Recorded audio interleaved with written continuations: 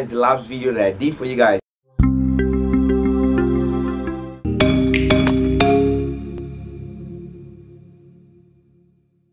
Hello guys, welcome back to my YouTube channel. My name is Skykid Art. In this YouTube channel we do some character illustration, digital painting, and even how to draw. So guys, if you want to be in this community and also if that clicks your mind, don't forget to hit the subscribe button, guys. Please guys, hit the subscribe button, turn the notification bell on so that anytime I post a video like this, you will be the first to notice. So with that being said, let's just go back in the screen, and also let me just show you guys the last video that I did for you guys. So you are seeing the picture on my screen already, so watch till the end and see the process of how I was able to do this. So guys, see you guys.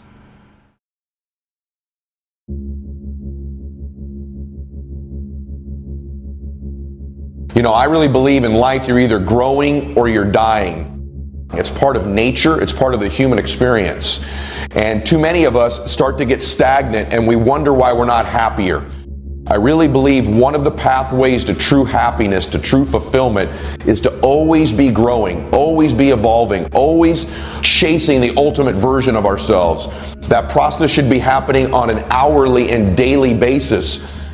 You know, as I've said, your body has 37 trillion cells. In fact, you have 810,000 cells every second that are replacing themselves in your body. Just get your head around that for a second. Meaning something's dying and a new replacement is happening in your body. You're growing and changing all the time. Even though we don't feel it, we are growing constantly and replacing ourselves on a regular basis. That same thing should be happening in all the other areas of our life, not just on a cellular level, but on every level in our life. Every part of your body is replacing itself all the time, and this needs to be happening in our minds as well. The more we understand the requirement to grow in our lives, the pathway to happiness is growth. So really what that means is every 10 years, you're literally a completely different person. What I believe is that every year, there ought to be a different version of you. Well, my son was very young. We were at a car wash when he was 6 years old, and there was a man there, an older man, that I had seen there about every single Sunday when I would take little Max to this car wash. He was reading his newspaper, and I'd see him, and Max was running around. He said, "How old is your son?" And I said, "He's 6 years old." And he said, "Well, enjoy that 6-year-old, because when he turns 7, the 6-year-old is gone forever." And I remember thinking how true that was. But reflexively, and I didn't mean to say it in a mean way to him, but I said, "Sir, when did that process stop for you?" And he just stared back at me blankly. And I said, "Well, that should be something you should evaluate." And I remember thinking, I don't want that to be me. Because so many of us in our lives, we don't replace ourselves with the next best version all the time. And there becomes an age. For some of us, it's 18 years old, where the 19-year-old's almost exactly like the 18-year-old version. Their life, their results, their wealth, their happiness, their fitness is exactly the same. And this process of growth begins to slow down, and in some cases stops altogether, where we're not replacing ourselves every year. And so the only way we get to that ultimate version of ourselves is by replacing ourselves and growing all the time. This has to become an addiction for you. It has to become an emergency. And every time you don't make it an emergency, it's not a crisis. You're not in a hurry. It's almost like, if I don't do this, I will die. You never get there. You are either growing or you are dying. We need to grow. You need to grow, and it needs to become an intention of yours. It needs to become an obsession of yours. You can't always acquire the things you want, but you are in control of acquiring the next version of you. And that requires being uncomfortable. That requires growth. Just like being in the gym. The only way your arms grow or your chest grow is by intentionally breaking it down and growing it back up again. This is true in our lives as well. You know, sometimes to grow, we may have to take a step or two backwards. It may get uncomfortable. When it's hurting, I'm growing. Well, we know that intuitively when it comes to physical muscles in our body. But it is also true of our identity, of our confidence, of our life. It ought to be hurting a little bit. Don't avoid the pain. Run towards it. And so how do we grow? Let me ask yourself a question. If I went into the gym and I never put myself in any uncomfortable situations in that gym, would I be growing? No. How many uncomfortable situations are you putting yourself in right now?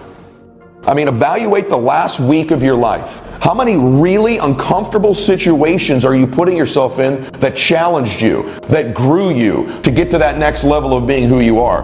Are you under the illusion, and I love you as a friend, that you're going to get these external things you want without growing who you are? You could not be further from the truth. In fact, if you were to acquire those things without growing who you are, you will eventually lose those things because they're not congruent with who you are as a person. So evaluate, number one, the last month of your life. How many uncomfortable situations are you putting yourself in to intentionally grow? See, children are constantly in situations where they're learning new things they didn't know before. And adults begin to avoid these circumstances and challenges, and they grow at a far slower pace. Number two, what are you listening to?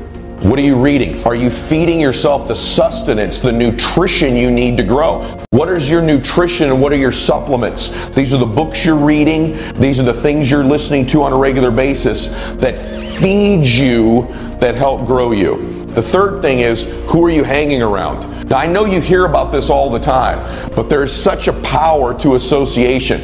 You know, you have to have a few friends who make you want to clean up the house before they come over. You have friends whom you want to level up for, friends whom you want to begin to perform at the level they believe in you. Who are you adding to your group of associations that are friends of yours, but simultaneously you want to live up to either who they are or who they believe you are?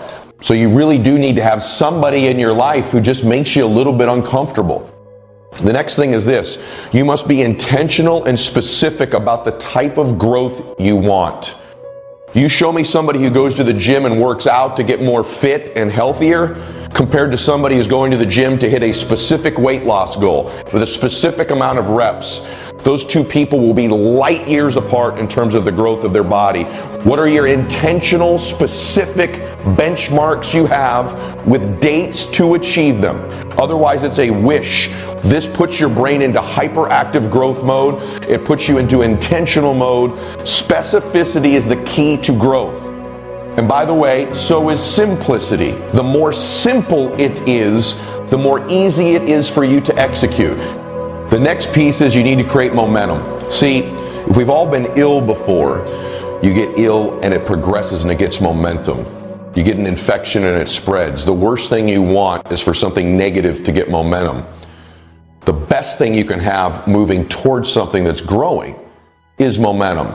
Momentum is the X factor nobody talks about in growth and in winning. You have to create momentum. Momentum is what I call an invisible force that takes something good and makes it great. Momentum is this force that you cannot calibrate. You can't see it. People's bodies get momentum moving towards fitness. Money can begin to compound with momentum, because momentum is what allows the average to do something extraordinary. Momentum is a magnifier. What I can tell you about my life the last 25 years is I'm a byproduct of growth, and I'm a byproduct of getting what I call life momentum. How do you know when you're successful? Do you have to be a millionaire? No. All we ask of you is that you earn all you possibly can. If you earn $10,000 a year and that's the best you can do, that's enough. The key is to just do the best you can. If it's $10,000 a year, wonderful. If it's $1 million a year, wonderful.